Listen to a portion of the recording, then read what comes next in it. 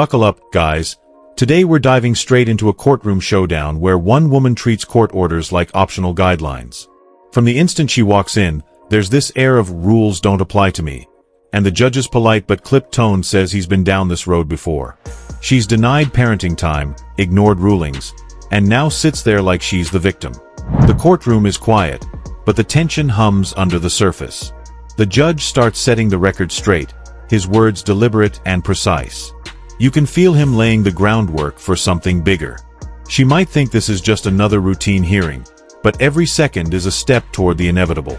The countdown has started, and trust me, the explosion is coming. The next case is Dexter Austin Apartments. So what that means that is versus Bithia Nara Velasquez and Arturo Rodriguez.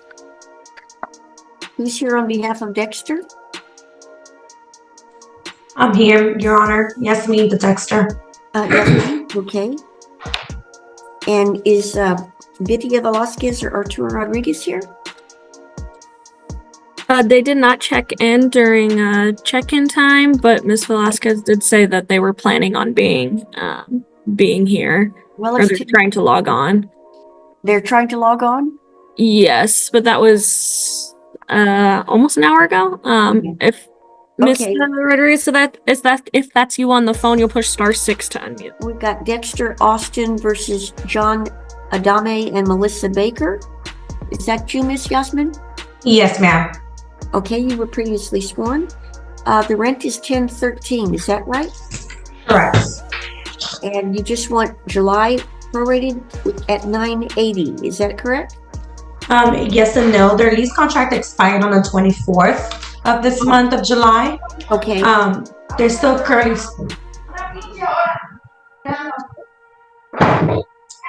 Hold on. Uh-oh. I'm sorry, somebody's here screaming. Oh, I think Bithia's here. Hold on. She's Bithia. Oh, no. We're not doing that. We're on court right now. Give me 1 second. No, you already she already dismissed my case. She did not dismiss your case. The reason. Okay, sí, que yo te voy a esperar una pinche hora. Okay. Una pinche hora. Give me a second. Don't be fucking like that. I was not. You were not on the phone. I was on the fucking phone. Do you need fucking? Okay. You have to give. Aquí tome. Okay. Do you want to go and log in? Because you're literally online. I can't fucking log in. Okay. I can't log in. Bithia, you have to call. You have Yo to. llamé a una mira, aquí te voy a enseñar las llamadas. Tell her to go try the phone number again, Miss. Una pinche hora. Do you hear the judge? Bithia, do you hear the judge? She's telling for you to log in. Velasquez. I can't. Miss Velasquez. Call me and I will. Alright, guys, the excuse parade has officially rolled in, and she's the Grand Marshal. Instead of admitting fault, she flips the script. Suddenly she's the wronged party. Every sentence is another detour, another attempt to shift the blame somewhere, anywhere else. The judge tries to cut through the noise, but she barrels over him with a fresh spin each time. It's a blend of denial and overconfidence that only works if nobody's keeping track, but this judge has receipts. He's letting her talk, letting the rope get longer, knowing it's tightening around her case. You can almost hear the silent head shakes from the gallery. What she thinks is defense is actually the perfect setup for her own downfall. Try the phone number again. Mira, una pinche hora. Wait, mira. Look, listen. Mira, 54 minutes. Right here. Miss Velasquez. 54 minutes. I was waiting. I understand. We tried to I message you. can't log in. They didn't give me the passcode. They gave me the fucking. There's no passcode. You just need the. Can you try again and we'll let you in right away? Don't dismiss. The what? You're on live, by the way. I know I'm not lying. Miss And I've been 54 minutes. She On this told- fucking case. 54 minutes. I Almost know. an hour. Can you Really? try? Can you call again and we'll let you right in? Okay? They didn't give me the password. They gave me the passcode. There's no There is password. no. Look. Vergas. ¿Cómo que no? Look, just dial right here. Look, dial this number.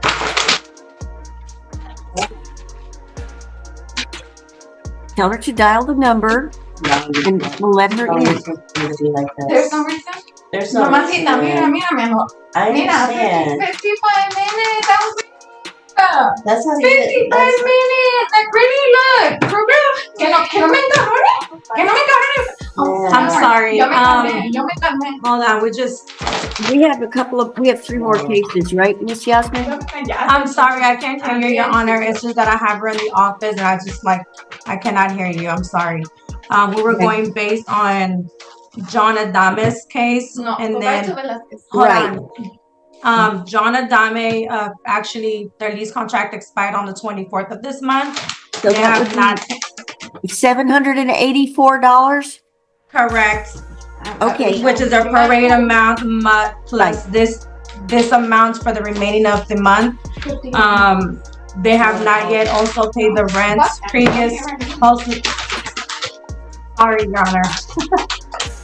They have not paid a little bit of their June rent as well, so I'm trying to grant possession of No. it. Que go back to my case, ¿no? To the judge. Porque a mí ni siquiera me dieron el pinche paso. 50. Yes, I want to get possession of this unit of John Adame and Mira, Melissa. Marisa. Mira. okay. Is there any left owing in June? For the month of June, it's $213, Your Honor. Okay. 58 minutos. So it's 997 is what, Correct. oh, okay. Yes, And the appeal bond is 2026. correct. Okay. So we've got Dexter versus Jonathan Rodriguez. Yes, for Jonathan Rodriguez, he has not paid for the month of July, which is this month. Right. Lease I just heard her and her. lease contract expired July the 3rd of this month of this year. Okay. Their rent is $1,335, so I'm asking for $1,335 along with late fees and judge I can just give you the back. correct. Yes. Okay, so I need you to just have a seat and we're gonna go ahead and call Okay, it. well, cuando yo estaba hablando, when I was talking, I was like, hello, Lydia. can you hear me? Almost an hour. Aquí está, in the record. Almost an hour. Yeah, you wanna take a seat? You have a seat and then she can go ahead and give you a call. You can go ahead and. No. I think she was the phone number, and I called out to push *6 to unmute. Did you hear she said- I'm sorry, say that again? If you're calling in through the phone number, you push *6 to unmute, and I repeated that a few times before we started the case. You heard that, Vidya? I She heard wouldn't that. unmute. I didn't hear that before. My fault.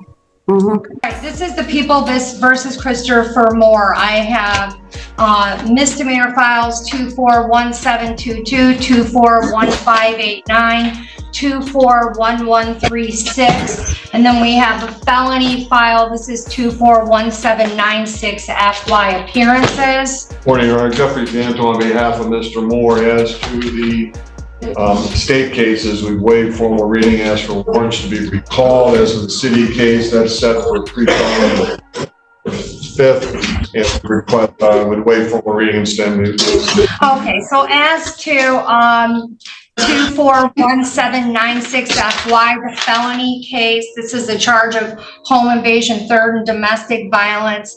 Mr. Moore, you have the right to remain silent. Anything you say orally or in writing can and will be used against you in a court of law. You have the right to an attorney, and you have a right to have that attorney present during any future questioning and any future court hearings. In the event you can't afford an attorney, one will be appointed to represent you. You have 2 court dates within the next 21 days. Your first court date is your probable cause conference, which you can appear at via Zoom, and that is set for August 26th of 2024. Following that, on September 9th of 2024, you will have your preliminary examination. At that examination, the prosecutor will have to show that a crime was committed and probable cause exists to charge you with that crime. With respect to the remaining 3 cases, we have a State of Michigan versus Christopher Moore on 1136. State of Michigan versus Christopher Moore on 241589, and then we have a City of Taylor case 241722, and that's the B&E. As to all of those, the warrants have been set aside.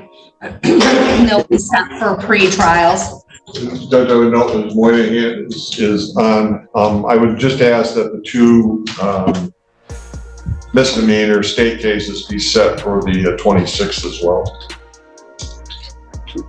The misdemeanor state case be set for is the 26th, so that's a Monday? That's the same day you set for the PCC. Oh, okay, so we'll just have them all? The same parties. All right.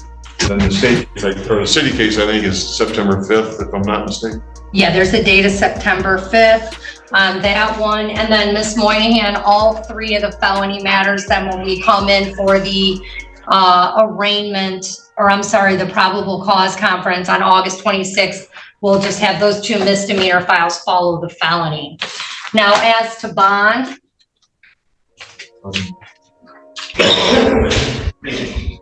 Ms. Moynihan, is there anything you have to say as to bond?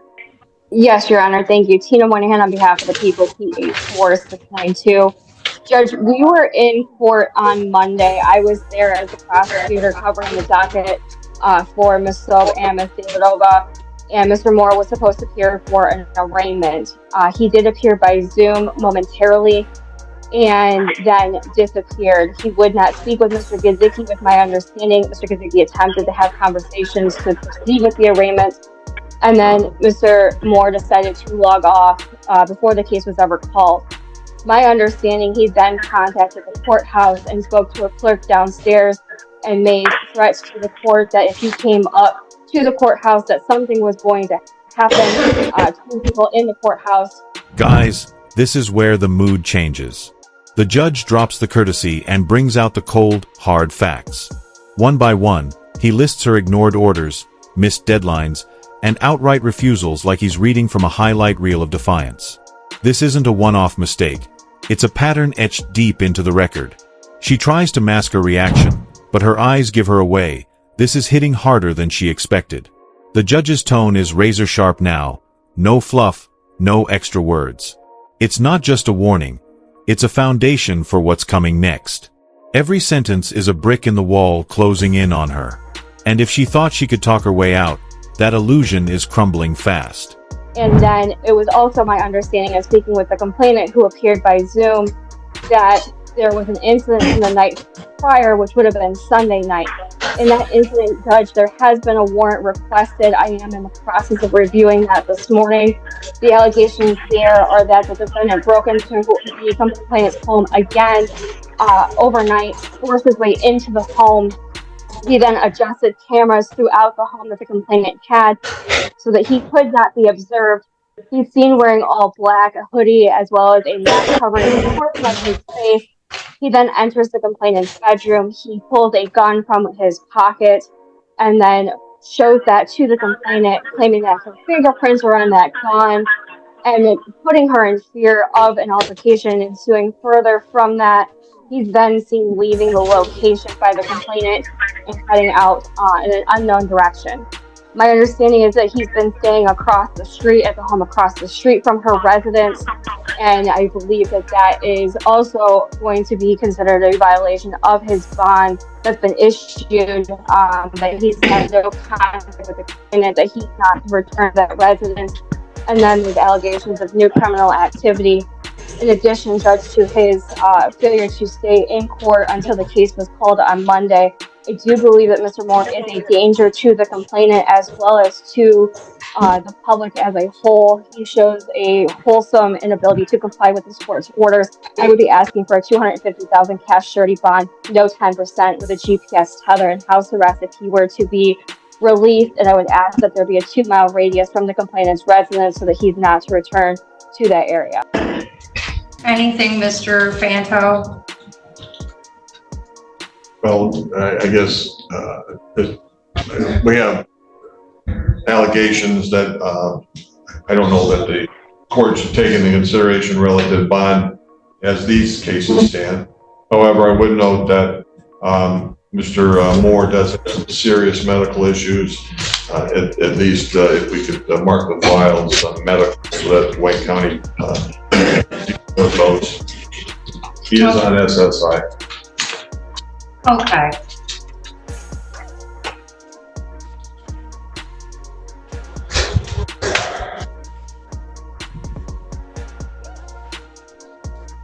I don't think there's, the things I'm to take into consideration is whether or not he's a danger to the community. He's a lengthy criminal history. His behavior in this court has been absolutely egregious. Since these cases have started, he has assaultive criminal convictions. He clearly does not have any issue ignoring court orders. He is certainly a danger to Miss Butcher as well as the community at large. He's certainly a flight risk. He was already in immediate warrant status on one of the domestic violence charges on August 5th when he failed to appear for court. We've had a separate case where he had an immediate bench warrant on two different dates, both June 13 and August 5th, for failing to appear at court. He's now got pending against one complaining witness, 2 domestic violence cases, 3 domestic violence cases, a B&E and a home invasion. There's an allegation that a firearm was used in one of those instances. There was a police report filed. Detectives had to come over to the court Monday after there were allegations that Mr. Moore called the court, was extremely volatile with court staff. And Ms. Moynihan, the language was that he was going to come up to the court and commit a massacre. That's the allegation of what he was screaming at. Most people would start backpedaling here, but not her. She floors it. She questions the judge's fairness, implying the orders themselves are flawed. That's the courtroom equivalent of lighting a match in a fireworks factory. Her logic. If she doesn't agree, it doesn't count. It's bold, but it's also pure fantasy. The energy in the room tightens. Like everyone knows this is crossing into dangerous territory. The judge's restraint is visible, but his patience is hanging by a thread. This isn't just defiance anymore. It's open provocation. She's betting big that confidence will outweigh evidence. Spoiler, it won't. So I have to agree with you entirely. Mr. Moore is a danger to the community. Mr. Moore is a flight risk. Mr. Moore has shown absolutely zero respect for the criminal justice system, the legal system, or the safety of his own child that resides with Ms. Butcher. He will have a $250,000 cash or surety bond with a GPS tether with a 2-mile radius of complaining witnesses home. The file will be marked medical. Mr. Moore, you're to appear in court as directed. You're not to leave the state without permission of the court. You're not to commit any new crimes while released. You're to immediately notify the court of change of address or phone number. You're to have no contact with Miss Butcher. And a matter of fact, you can't not only go to her home, you can't go on her street. These are on the felony case. These are the bond conditions set for 1796 FY. You are not to possess or have access to firearms. You cannot purchase or access or consume alcohol or illegal drugs. On misdemeanor, I've also signed the request for a court-appointed attorney to ensure that Mr. Moore has counsel at all future proceedings, and that's in the file. As to the 3 misdemeanor files, each of these files will have a $10,000 cash surety bond with a GPS. Top of 250,000. No, that's plus, so it's 280,000 altogether. Okay, ma'am. When If I can say something when you are done, please just let me know. Mr. Moore. Mr. Moore, you have a- Prefer you not. Yeah, Mr. Moore, you have a constitutional right to remain silent. Given the amount of hot water you're in right now, I would strongly encourage you to follow the advice of your counsel. We've got pretrial services relative to the felony. I will request a DSU report at counsel's request on the felony. Is there anything else? Yes, can I say one thing, please? Mr. Moore, your attorney is advising you not to say a thing. I understand that. I'm asking, please. Would that be okay? I would prefer you not, Mr. Moore. I understand, I respect that, but this is my life in the balance, and me ever seeing my kid. So I would like to say something. Here's the mercy moment. The judge gives her one last, crystal clear shot at redemption. All she has to do is acknowledge the violations and commit to following the law. Instead, she veers off into unrelated drama, trying to steer the conversation anywhere but the truth. The comparison to arguing with GPS is spot on. She's heading straight for a crash. The judge's body language changes. You can almost see the internal decision click. He's tried patience, reasoning, and leniency. Now, the last stop is enforcement. The room feels heavier, like everyone knows the turn we're about to take. I understand what this looks like. I understand what you guys are upset. I understand that I didn't show up and advise to every court ruling because I've had bad experience with the judicial system. That's not an excuse, but at the same time, it is the truth of what I'm saying. I have documentation showing, and I've called the courts. I called the detective. I called the domestic violence. I recorded them. And, Mr. Moore, listen. Mr. Moore, I understand. appreciate all of that. I want to be clear. Given your history at this court and what's happened recently, there is absolutely nothing that you can say that will change my bond on this case. Nothing. How about who conspiring to commit murder on me? So and I haven't what touched will it? happen is your attorney has requested a DSU, and I've granted that DSU request. So the Michigan Department of Corrections will meet with you, and if they find a bond modification is appropriate, they will issue a recommendation to this court. I'm not so inclined, or I don't know that I would even necessarily follow their recommendation, but I will certainly look at it and take it into consideration. Ask her And what I've marked the file medical. Thank you, She don't have All right. She's into a 1% of motorcycle club. All right, thank you. We're all set. Thank you over at the jail.